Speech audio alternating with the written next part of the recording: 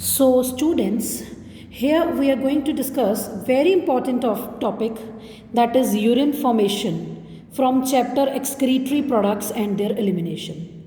So beta urine formation ਦਾ topic start ਕਰਨ ਤੋਂ ਪਹਿਲਾਂ ਵੈਸੇ ਤਾਂ ਆਪਾਂ already discuss ਕਰ ਚੁੱਕੇ ਹਾਂ what are the different parts of nephron, right?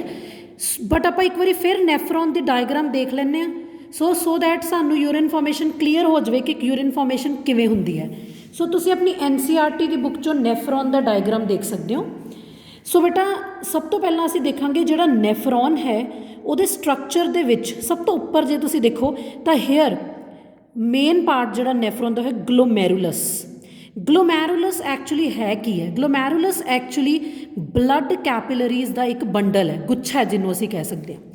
ਏਫਰੈਂਟ ਆਰਟਰੀਓਲ blood ਲੈ ਕੇ ਆਉਂਦੀ ਹੈ, ਗਲੋਮੈਰੂਲਸ ਦੇ ਵਿੱਚ ਬਲੱਡ ਫਿਲਟਰ ਹੁੰਦਾ ਅਤੇ ਈਫਰੈਂਟ ਆਰਟਰੀਓਲ ਉਹਨੂੰ ਲੈ ਕੇ ਚਲੀ ਜਾਂਦੀ ਹੈ। ਅਤੇ ਜਿਹੜਾ ਫਿਲਟਰੇਟ ਹੁੰਦਾ ਉਹ ਫਿਲਟਰੇਟ ਇੱਥੋਂ ਨੀਚੇ ਆਉਂਦਾ ਹੈ।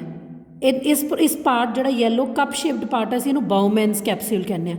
ਸੋ ਜਿਹੜਾ ਫਿਲਟਰੇਟ ਹੈ ਉਹ ਫਿਲਟਰੇਟ ਇਹ ਯੈਲੋ ਪਾਰਟ ਦੇ ਵਿੱਚ ਆ ਜਾਂਦਾ ਇਸ ਟਿਊਬ ਦੇ ਵਿੱਚ, ਰਾਈਟ। ਸੋ ਆਪਾਂ ਲੇਟਰ ਔਨ ਡਿਸਕਸ ਕਰਾਂਗੇ ਉਸ ਫਿਲਟਰੇਟ ਦਾ ਕੀ ਹੋਇਆ। ਬੇਸਿਕਲੀ ਸਾਨੂੰ ਇੱਥੇ ਕੀ ਦੇਖਣਾ ਹੈ, ਗਲੋਮੈਰੂਲਸ ਹੈ ਜਿੱਥੇ ਫਿਲਟਰੇਸ਼ਨ ਹੁੰਦੀ ਹੈ, ਬਲੱਡ ਆਉਂਦਾ ਫਿਲਟਰ ਕਰਦਾ, ਜਿਹੜਾ ਫਿਲਟਰੇਟ ਹੈ ਉਹ ਨੀਚੇ ਚਲਾ ਜਾਂਦਾ, ਜਿਹੜਾ ਬਲੱਡ ਕਲੀਅਰ ਹੋ ਜਾਂਦਾ ਉਹ ਫਰਦਰ ਈਫਰੈਂਟ ਆਰਟਰੀਓਲ ਨੂੰ ਲੈ ਜਾਂਦੀ ਹੈ। ਜਿਹੜਾ ਫਿਲਟਰੇਟ ਹੈ ਉਹ ਨੀਚੇ ਵੱਲ ਨੂੰ ਵੱਧਦਾ। ਨੀਚੇ ਬੇਟਾ ਜਿਹੜੀ ਇਹ ਟਿਊਬਸ ਨੇ these are called as renal tubule. Renal tubule ਦਾ ਆ ਜਿਹੜਾ ਪਾਰਟ ਹੈ ਕੱਪ ਸ਼ੇਪਡ ਅਸੀਂ ਆਲਰੇਡੀ ਦੱਸ ਚੁੱਕੀ ਹਾਂ ਮੈਂ ਤੁਹਾਨੂੰ, ਬਾਊਮੈਨਸ ਕੈਪਸੂਲ। ਫਿਰ ਇਹ ਜਿਹੜਾ ਥੋੜ੍ਹਾ ਕੌਨਵੋਲੇਟਡ ਜਿਹਾ ਪਾਰਟ ਹੈ ਇਹਨੂੰ ਪ੍ਰੋਗਜ਼ੀਮਲ ਕੌਨਵੋਲੇਟਡ ਟਿਬਿਊਲ, ਥੋੜ੍ਹਾ ਤੁਸੀਂ ਦੇਖੋ ਇਹਦੇ ਵਿੱਚ ਫੋਲਡਸ ਨੇ। ਸੋ ਦਿਸ ਇਜ਼ PCT ਯੈਲੋ ਵਾਲਾ, ਪ੍ਰੋਗਜ਼ੀਮਲ ਕੌਨਵੋਲੇਟਡ ਟਿਬਿਊਲ। ਉਸ ਤੋਂ ਬਾਅਦ ਬੇਟਾ ਤੁਸੀਂ ਜੇ ਅੱਗੇ ਚੱਲੋ ਤਾਂ ਇੱਕ ਲਿੰਬ ਨੀਚੇ ਵੱਲ ਨੂੰ ਜਾ ਰਹੀ ਹੈ, ਜਨਰਲੀ ਇਹਨੂੰ ਹੈਨਲੇਜ਼ ਲੂਪ ਕਹਿੰਦੇ ਆ, ਜਿਹੜੀ ਨੀਚੇ ਵੱਲ ਨੂੰ ਜਾਂਦੀ ਹੈ ਡਿਸੈਂਡਿੰਗ। ਤਾਂ ਇੱਥੋਂ ਦੀ ਆ ਕੇ ਫਿਰ ਇੱਕ ਉੱਪਰ ਵੱਲ ਨੂੰ ਜਾ ਰਹੀ, ਤੁਸੀਂ ਦੇਖੋ ਇਹ U ਬਣ ਗਿਆ, ਉੱਪਰ ਵੱਲ ਨੂੰ ਜਿਹੜੀ ਜਾ ਰਹੀ ਹੈ this is ascending limb of loop of Henle. So descending limb, ascending limb. ਉਸ ਤੋਂ ਬਾਅਦ ਫਿਰ ਇੱਕ ਕਾਫੀ ਤੁਸੀਂ ਦੇਖੋ ਇੱਕ ਹੈ ਫੋਲਡਡ ਪਾਰਟ ਹੈਗਾ ਜਿਹਨੂੰ ਜਿਹੜੀ ਅਗੇਨ ਉਹਦਾ ਨਾਮ ਹੈ ਕੌਨਵੋਲੇਟਡ ਟਿਬਿਊਲ, ਬਟ ਉਹ ਡਿਸਟਲ ਹੈ, ਪਹਿਲਾਂ ਪ੍ਰੋਗਜ਼ੀਮਲ ਸੀ ਹੁਣ ਡਿਸਟਲ ਹੈ। ਸੋ ਡਿਸਟਲ ਕੌਨਵੋਲੇਟਡ ਟਿਬਿਊਲ, ਡਿਸਟਲ ਕੌਨਵੋਲੇਟਡ ਟਿਬਿਊਲ ਜਿੱਥੇ ਖਤਮ ਹੋ ਰਹੀ ਹੈ ਇਹ ਹੈਗੀ ਸਾਡੀ ਕਲੈਕਟਿੰਗ ਡਕਟ, ਰਾਈਟ। ਸੋ ਕਲੈਕਟਿੰਗ ਡਕਟ ਜਿਹੜੀ ਹੈ ਉੱਥੇ ਵੇਰੀਅਸ ਅਦਰ ਜਿਹੜੇ ਨੈਫਰੋਨਸ ਦਾ ਫਿਲਟਰੇਟ ਆ ਇਕੱਠਾ ਹੋ ਕੇ ਕਲੈਕਟਿੰਗ ਡਕਟ ਵਿੱਚ ਆ ਜਾਏਗਾ, ਠੀਕ ਹੈ ਜੀ। ਸੋ ਇਹ ਕਲੈਕਟਿੰਗ ਡਕਟ ਕਾਮਨ ਡਕਟ ਹੈ। ਕਾਫੀ ਇਹ ਤਾਂ ਇੱਕ ਨੈਫਰੋਨ ਹੈ ਨਾ ਇਸ ਡਾਇਗਰਾਮ 'ਚ, ਕਾਫੀ ਇੱਦਾਂ ਦੇ ਨੈਫਰੋਨ ਦਾ ਜਿਹੜਾ ਫਿਲਟਰੇਟ ਹੈ ਉਹ ਇਕੱਠਾ ਹੋ ਕੇ ਇੱਥੋਂ ਕਲੈਕਟਿੰਗ ਡਕਟ ਦੇ ਵਿੱਚ ਆ ਜਾਂਦਾ। So these are the various parts of a nephron, right. So ਹੁਣ ਆਪਾਂ ਡਿਸਕਸ ਕਰਨਾ ਟੌਪਿਕ ਯੂਰਿਨ ਫਾਰਮੇਸ਼ਨ ਦਾ। ਸੋ ਆਪਾਂ ਦੇਖਾਂਗੇ ਯੂਰਿਨ ਫਾਰਮੇਸ਼ਨ ਦੇ ਵਿੱਚ ਬੇਸਿਕਲੀ ਸਾਡੇ ਕੋਲ ਕੀ ਹੁੰਦਾ, 3 ਮੇਨ ਪ੍ਰੋਸੈਸਿਸ ਹੁੰਦੇ ਨੇ, ਗਲੋਮੈਰੂਲਰ ਫਿਲਟਰੇਸ਼ਨ, ਸਿਲੈਕਟਿਵ ਰੀਅਬਜ਼ੌਰਪਸ਼ਨ ਐਂਡ ਟਿਬਿਊਲਰ ਸਕ੍ਰੀਸ਼ਨ। ਇਹ ਜਿਹੜੇ ਤਿੰਨੋਂ ਸਟੈਪਸ ਨੇ ਬੇਟਾ ਇਹ ਡਿਫਰੈਂਟ ਪਾਰਟਸ ਦੇ ਵਿੱਚ ਹੁੰਦੇ ਨੇ। ਇਹ ਜਿਹੜੇ ਪ੍ਰੋਸੈਸਿਸ ਨੇ ਤੁਹਾਨੂੰ ਹੁਣੇ ਜਿਹੜਾ ਮੈਂ ਨੈਫਰੋਨ ਦਾ ਡਾਇਗਰਾਮ ਦਿਖਾਇਆ ਸੀ ਉਹਦੇ ਡਿਫਰੈਂਟ ਪਾਰਟਸ ਦੇ ਵਿੱਚ ਇਹ ਤਿੰਨੋਂ ਸਟੈਪ ਚੱਲਦੇ ਨੇ। ਸੋ ਆਪਾਂ ਸਭ ਤੋਂ ਪਹਿਲਾਂ ਫਸਟ ਸਟੈਪ ਸਟਾਰਟ ਕਰਾਂਗੇ, ਦੈਟ ਇਜ਼ ਗਲੋਮੈਰੂਲਰ ਫਿਲਟਰੇਸ਼ਨ। ਬੱਚੇ ਕਾਮਨ ਸੈਂਸ ਦੀ ਗੱਲ ਹੈ, ਨੇਮ ਸੁਜੈਸਟ ਗਲੋਮੈਰੂਲਰ ਫਿਲਟਰੇਸ਼ਨ। ਜਿਹੜਾ ਬਲੱਡ ਏਫਰੈਂਟ ਆਰਟਰੀਓਲ ਲੈ ਕੇ ਆਈ ਉਹ ਇੱਥੇ ਗਲੋਮੈਰੂਲਸ ਦੇ ਵਿੱਚ ਫਿਲਟਰ ਹੋਏਗਾ। ਜਿਹੜਾ ਫਿਲਟਰ ਹੋ ਕੇ ਜਿਵੇਂ ਅਸੀਂ ਇੱਕ ਜਿਹੜੀ ਉਹ ਸਾਡੇ ਕੋਲ ਘਰ ਸੀਵ ਹੁੰਦੀ ਹੈ ਜਿਹਨੂੰ ਅਸੀਂ ਛਾਨਣੀ ਕਹਿੰਦੇ ਹਾਂ, ਅਸੀਂ ਉਹਦੇ ਵਿੱਚ ਕੋਈ ਚੀਜ਼ ਪੁਣਦੇ ਹਾਂ, ਜਿਹੜੀ ਚੀਜ਼ ਨੀਚੇ ਨਿਕਲ ਜਾਂਦੀ ਉਹਨੂੰ ਅਸੀਂ ਫਿਲਟਰੇਟ ਕਹਿੰਦੇ ਹਾਂ। ਜਿਵੇਂ ਠੀਕ ਹੈ ਨਾ, ਜਿਵੇਂ ਸਪੋਜ਼ ਅਸੀਂ ਕੋਈ ਚੀਜ਼ ਫਿਲਟਰ ਕੀਤੀ ਜੋ ਨੀਚੇ ਆ ਗਿਆ ਆ ਯੈਲੋ ਪਾਰਟ 'ਚ ਆ ਜਾਣਾ, ਉਹ ਹੋ ਗਿਆ ਸਾਡਾ ਫਿਲਟਰੇਟ। ਬਾਕੀ ਦਾ ਜਿਹੜਾ ਬਲੱਡ ਹੈ ਉਹ ਈਫਰੈਂਟ ਆਰਟਰੀਓਲ ਫਰਦਰ ਲੈ ਕੇ ਚਲਾ ਜਾਏਗਾ, ਠੀਕ ਹੈ। ਸੋ ਅਸੀਂ ਹੁਣ ਦੇਖਣਾ ਹੈ ਇੱਥੇ ਜਿਹੜੀ ਗਲੋਮੈਰੂਲਸ ਦੇ ਵਿੱਚ ਫਿਲਟਰੇਸ਼ਨ ਹੋਈ ਹੈ, ਨੀਚੇ ਜਿਹੜਾ ਫਿਲਟਰੇਟ ਆਇਆ ਉਹਦੇ ਵਿੱਚ ਕੀ ਕੀ ਹੈ।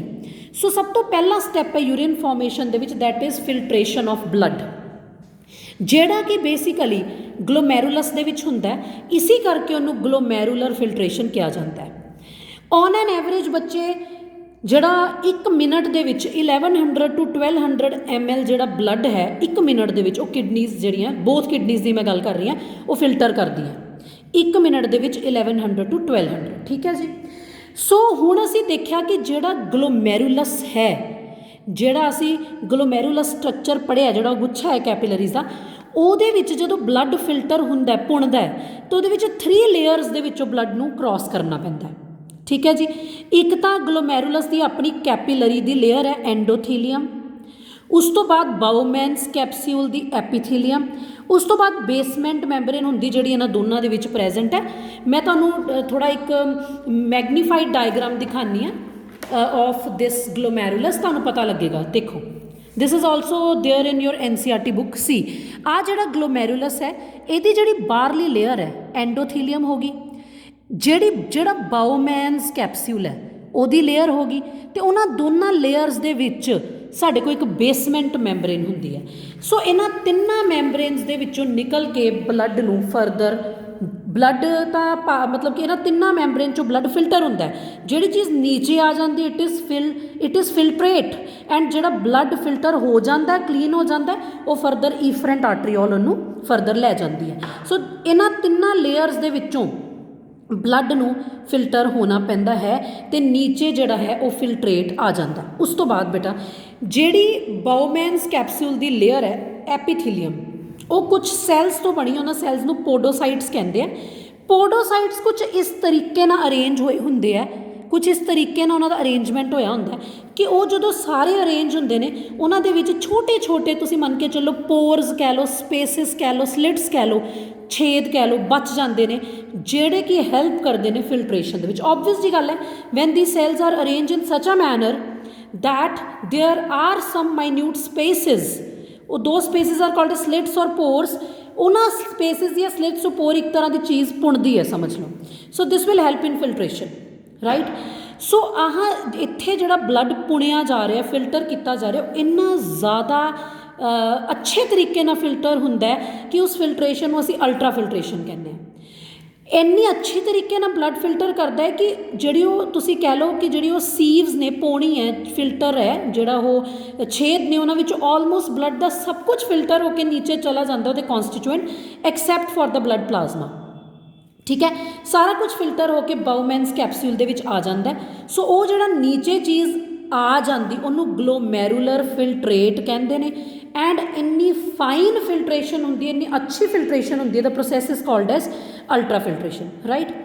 ਇੱਕ ਹੋਰ ਅਸੀਂ ਵੈਸੇ ਤਾਂ ਗਲੋਮੈਰੂਲਰ ਫਿਲਟਰੇਸ਼ਨ ਪਹਿਲਾ ਸਟੈਪ ਹੋ ਚੁੱਕਾ, ਵੈਸੇ ਅਸੀਂ ਇੱਥੇ ਇੱਕ ਡੈਫੀਨੇਸ਼ਨ ਪੜ੍ਹਾਂਗੇ what is GFR, glomerular filtration rate.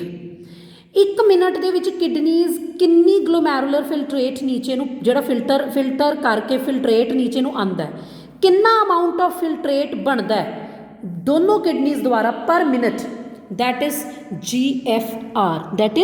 GFR, glomerular filtration rate, right। ਸੋ ਅਸੀਂ ਨੈਕਸਟ ਸਟੈਪ ਫਰਦਰ ਸਟਾਰਟ ਕਰਾਂਗੇ। 3 ਸਟੈਪ ਨੇ। ਫਸਟ ਸਾਡੇ ਕੋਲ ਅਜੇ ਫਿਲਹਾਲ ਸਟੈਪ ਹੋਇਆ that is glomerular filtration। Next ਅਸੀਂ ਕਰਦੇ ਹਾਂ, ਪਹਿਲਾਂ ਇੱਕ ਹੋਰ ਤੁਹਾਨੂੰ ਗੱਲ ਦੱਸ ਦਈਏ, ਜਿਹੜਾ GFR ਹੈ glomerular filtration rate ਹੈ, ਉਹ ਸਾਡਾ ਹੈਗਾ ਪਰ ਮਿੰਟ 'ਚ 125 ml ਆਫ ਬਲੱਡ ਜਿਹੜਾ ਫਿਲਟਰ ਹੁੰਦਾ ਹੈ, that is 180 ਲੀਟਰ ਪਰ ਡੇ। ਠੀਕ ਹੈ ਜੀ, 1 ਮਿੰਟ ਦੇ ਵਿੱਚ 125 ਮਿਲੀਲੀਟਰ ਆਫ ਬਲੱਡ ਜਿਹੜਾ ਉਹ ਕਿਡਨੀਜ਼ ਫਿਲਟਰ ਕਰਦੀਆਂ। ਜਾਂ ਯੂ ਕੈਨ ਸੇ, ਜੇ ਮੈਂ ਇਨਡਾਇਰੈਕਟ ਤਰੀਕੇ ਨਾਲ ਕਹਾਂ ਤਾਂ 1 ਮਿੰਟ ਦੇ ਵਿੱਚ 125 ml ਉਹ ਜਿਹੜਾ ਥੱਲੇ ਫਿਲਟਰੇਟ ਨਿਕਲਦਾ ਉਹ 125 ml ਨਿਕਲਦਾ। ਮਤਲਬ ਜਿੰਨਾ ਵੀ ਬਲੱਡ ਉਹ ਫਿਲਟਰ ਕਰਦੀਆਂ, ਜਿੰਨਾ ਵੀ ਬਲੱਡ ਕਿਡਨੀਜ਼ ਫਿਲਟਰ ਕਰਦੀਆਂ ਉਹ ਅਸੀਂ ਪਹਿਲਾਂ ਪੜ੍ਹ ਚੁੱਕੇ ਹਾਂ, ਅਬਾਊਟ 1000 to 1100 ml ਜਿਹੜਾ ਬਲੱਡ ਹੈ ਉਹ ਫਿਲਟਰ ਕਰਦੀਆਂ ਕਿਡਨੀਜ਼। ਪਰ ਜਿਹੜਾ ਨੀਚੇ ਫਿਲਟਰੇਟ ਨਿਕਲਦਾ 125 ml ਫਿਲਟਰੇਟ ਪਰ ਮਿੰਟ ਪ੍ਰੋਡਿਊਸ ਕਰਦੀਆਂ ਸਾਡੀਆਂ ਕਿਡਨੀਜ਼। ਠੀਕ ਹੈ, is it clear? Near about ਤੁਸੀਂ ਮੰਨ ਕੇ ਚੱਲੋ 1100 to 1200 ml of blood kidneys, ਦੋਨੋਂ ਕਿਡਨੀਜ਼ ਪਰ ਮਿੰਟ 'ਚ ਫਿਲਟਰ ਕਰਦੀਆਂ, ਅਤੇ 125 ml ਫਿਲਟਰੇਟ ਨੀਚੇ ਵੱਲ ਨੂੰ ਪਰ ਮਿੰਟ ਬਣਦਾ, ਫਾਰਮ ਹੁੰਦਾ, ਅਤੇ ਉਹ ਬਾਊਮੈਨ ਕੈਪਸੂਲ ਦੇ ਲਿਊਮਨ ਦੇ ਵਿੱਚ ਆ ਜਾਂਦਾ ਹੈ। ਸੋ ਅਸੀਂ ਫਰਦਰ ਪ੍ਰੋਸੀਡ ਕਰਦੇ ਹਾਂ to the second step, that is selective ਰੀਅਬਜ਼ੌਰਪਸ਼ਨ।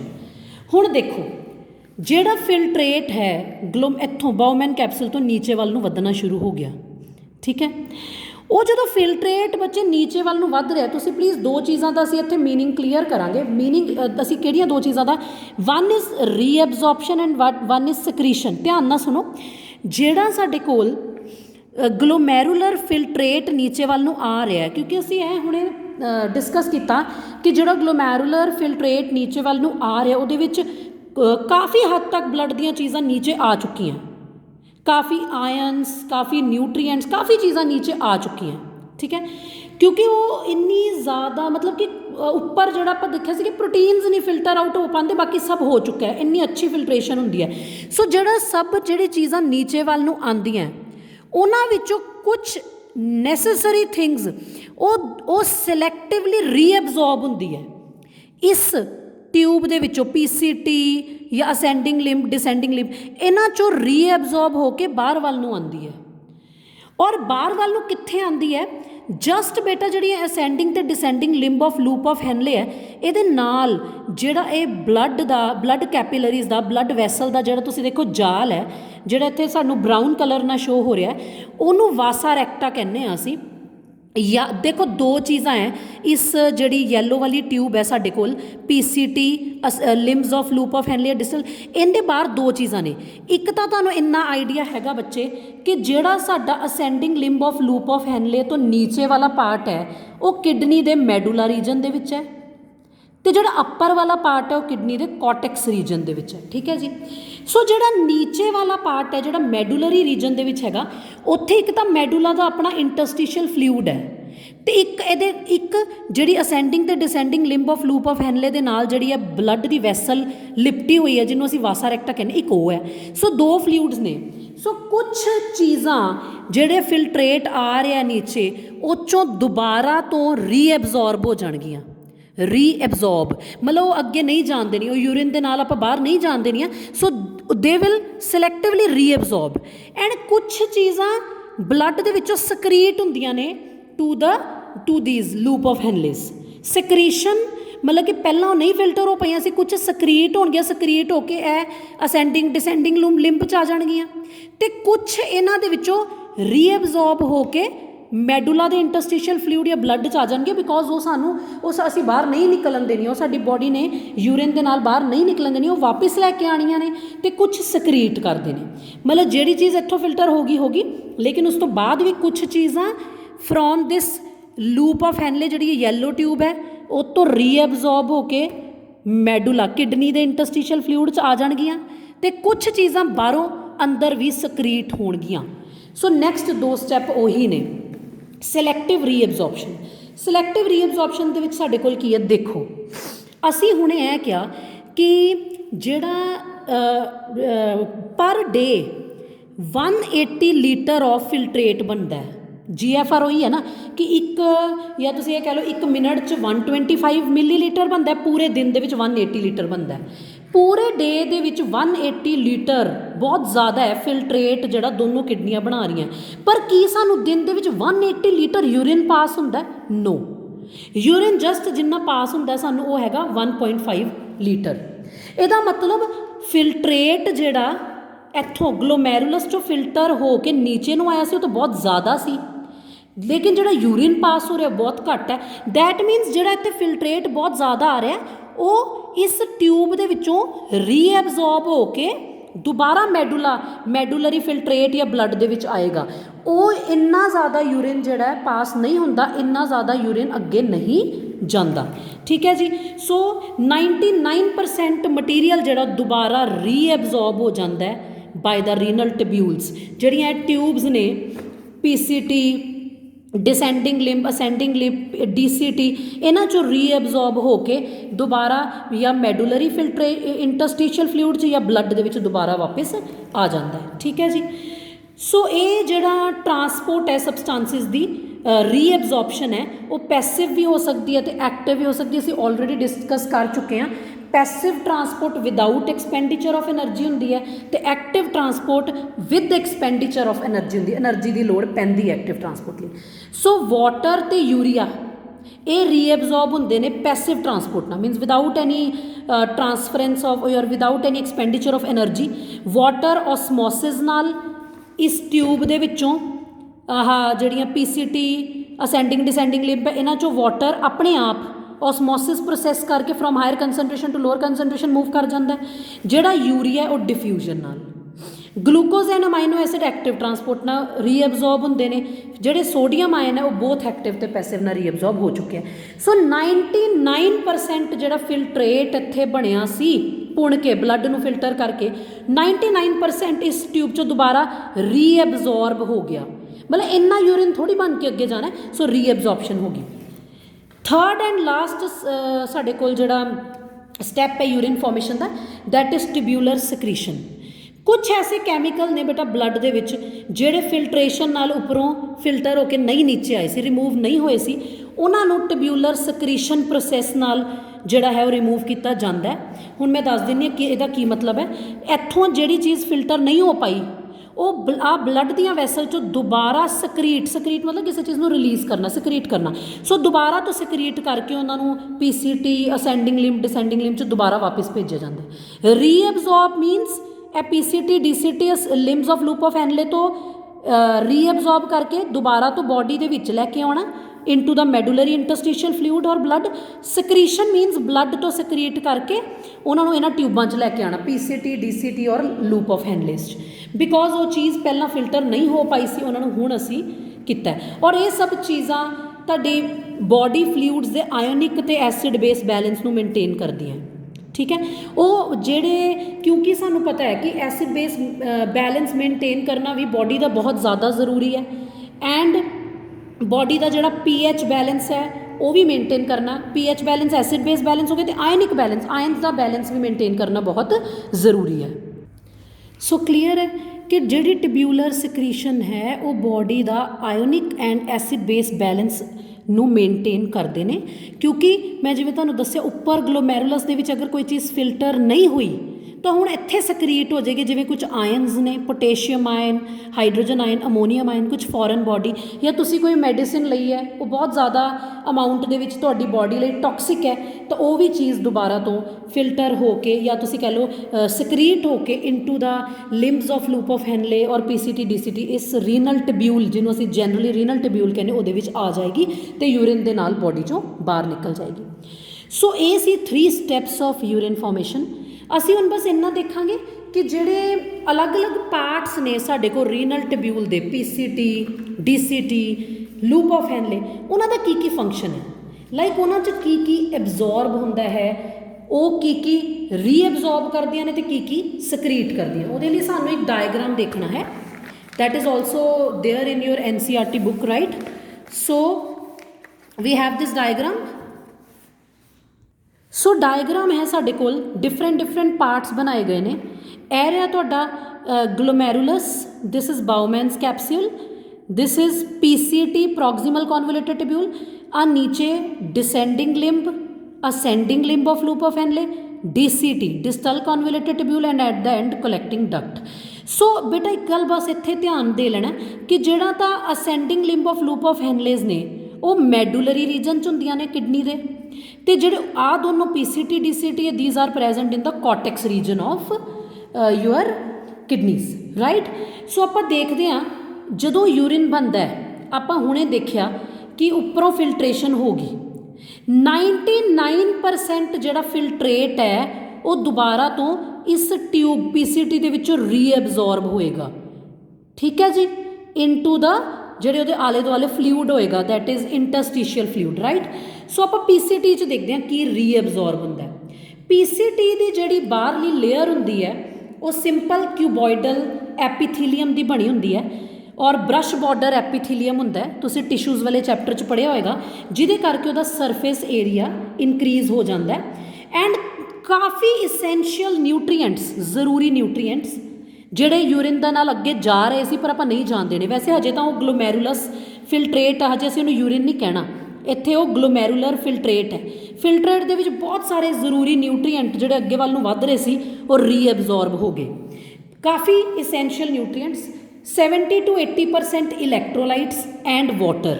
ਆ ਦੇਖੋ ਵਾਟਰ, ਨਿਊਟਰੀਐਂਟਸ ਤੇ ਇਲੈਕਟ੍ਰੋਲਾਈਟਸ, ठीक है जी। These all are reabsorbed here. और ये चीज़ बहुत ज़रूरी है pH ਮੇਨਟੇਨ ਕਰਨ ਲਈ ਤੇ ਆਇਨਿਕ ਬੈਲੈਂਸ ਮੇਨਟੇਨ ਕਰਨ ਲਈ। ਠੀਕ ਹੈ ਜੀ। ਇੱਕ ਤਾਂ ਹੋ ਰਹੀ ਹੈ ਇੱਥੇ ਰੀਐਬਜ਼ੋਰਪਸ਼ਨ।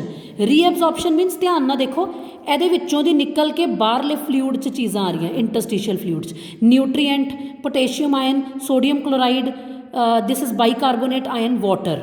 ਕੁਛ ਚੀਜ਼ਾਂ ਇਹਦੇ ਅੰਦਰ ਵੀ ਜਾ ਰਹੀਆਂ, ਇਹਨੂੰ ਅਸੀਂ ਸਕਰੀਸ਼ਨ ਕਹਿੰਦੇ ਹਾਂ। ਸਕਰੀਸ਼ਨ ਮੀਨਸ ਜਿਹੜੀ ਸਾਈਡ ਵਾਲੀਆਂ ਚੀਜ਼ਾਂ ਨੇ, ਮਤਲਬ ਸਾਈਡ ਵਾਲਾ ਫਲੂਇਡ ਹੈ ਉਹਦੇ ਵਿੱਚੋਂ ਉਹ ਸਕਰੀਟ ਕਰਦੇ ਇਨਟੂ ਦਾ ਪੀਸੀਟੀ, ਜਿਹੜੀਆਂ ਬਾਹਰ ਨਿਕਲ ਰਹੀਆਂ ਉਹ ਰੀਐਬਜ਼ੋਰਪਸ਼ਨ ਵਾਲੇ ਸਟੈਪ 'ਚ ਆਉਂਦੀਆਂ। ਸੋ ਕੀ ਸਕਰੀਟ ਹੋ ਰਿਹਾ ਡਾਇਗਰਾਮ 'ਚ ਬਿਲਕੁਲ ਕਲੀਅਰ ਹੈ।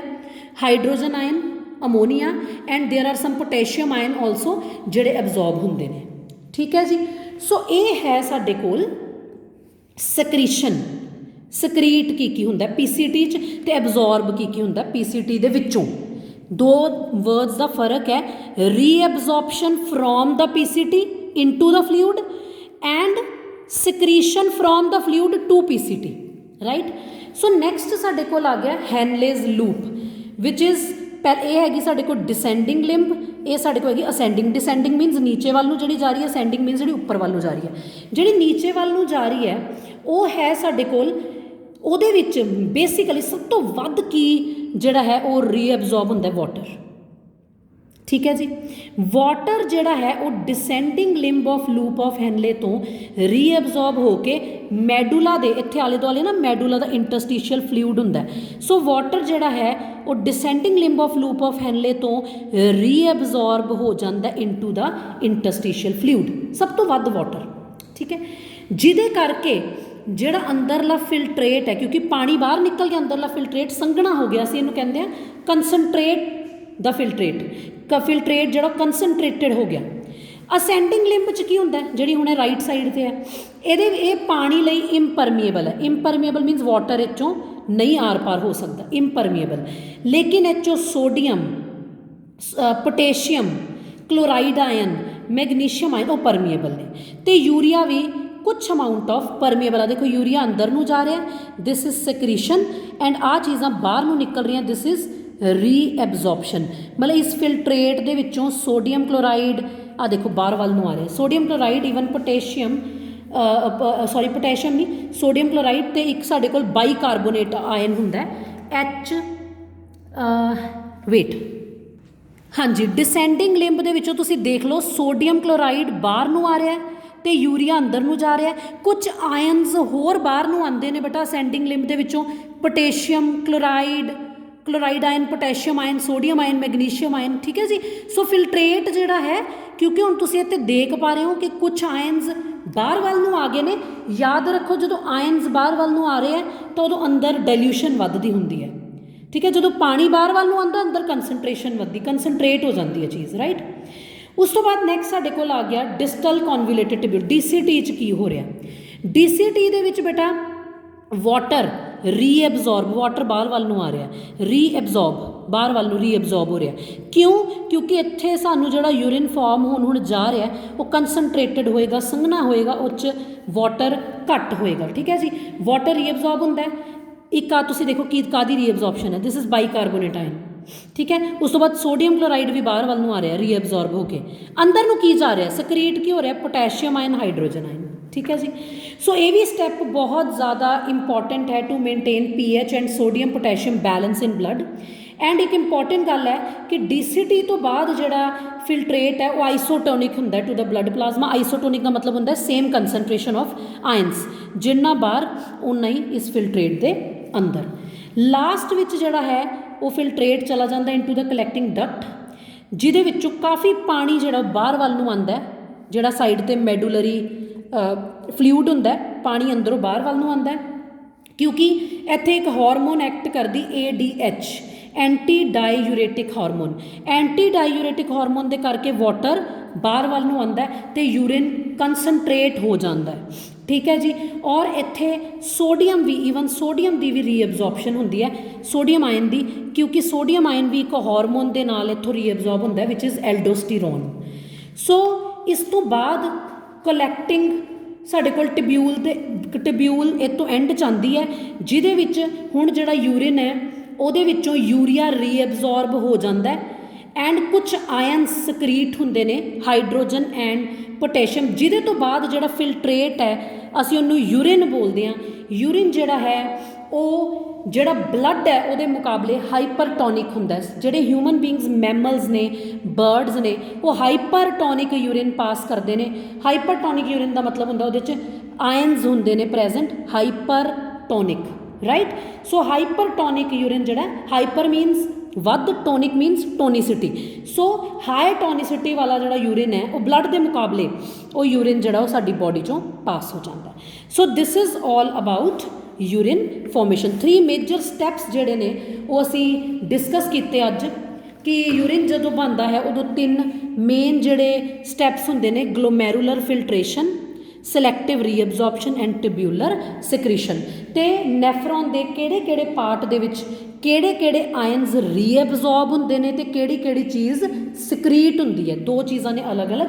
ਸੋ ਇਹ ਸਾਰਾ ਪ੍ਰੋਸੈਸ ਸੀਗਾ urine formation. So at the end ਅਸੀਂ ਇਹੀ ਕਹਾਂਗੇ ਕਿ ਜਿਹੜਾ ਹਿਊਮਨਸ ਦਾ, ਮੈਮਲਸ ਦਾ, ਸਪੈਸ਼ਲੀ ਹਿਊਮਨਸ ਦਾ ਐਂਡ ਬਰਡਸ ਦਾ ਜਿਹੜਾ ਯੂਰਿਨ ਹੁੰਦਾ that is hypertonic to the blood. Means hyper means more, tonic means tonicity, means highly concentrated urine body 'ਚੋਂ ਪਾਸ ਹੁੰਦਾ। ਜਿਹੜਾ ਅਸੀਂ ਸ਼ੁਰੂ ਦੇ ਵਿੱਚ ਅਸੀਂ ਪੜ੍ਹਿਆ ਸੀ ਨਾ ਕਿ ਜਦੋਂ ਗਲੋਮੈਰੂਲਸ ਨੇ ਬਲੱਡ ਨੂੰ ਫਿਲਟਰ ਕਰਦਾ ਤੇ ਨੀਚੇ ਜਿਹੜਾ ਫਿਲਟਰੇਟ ਆਉਂਦਾ ਉਹਦੇ ਉਸ ਫਿਲਟਰੇਟ ਤੋਂ 4 ਟਾਈਮਸ ਵੱਧ ਜਿਹੜਾ ਸੰਘਣਾ ਕਹਿ ਲਓ, ਅਸੀਂ ਕੰਸਨਟ੍ਰੇਟਡ ਕਹਿ ਲਓ, ਯੂਰਿਨ ਜਿਹੜਾ ਹੈ ਉਹ ਸਾਡੀ ਬੋਡੀ ਪਾਸ ਕਰਦੀ ਹੈ। ਠੀਕ ਹੈ ਜੀ, 4 ਟਾਈਮਸ ਮੋਰ ਕੰਸਨਟ੍ਰੇਟਡ ਯੂਰਿਨ ਜਿਹੜਾ ਉਹ ਸਾਡੀ ਬੋਡੀ 'ਚੋਂ ਪਾਸ ਹੁੰਦਾ ਹੈ। So this is all about urine formation.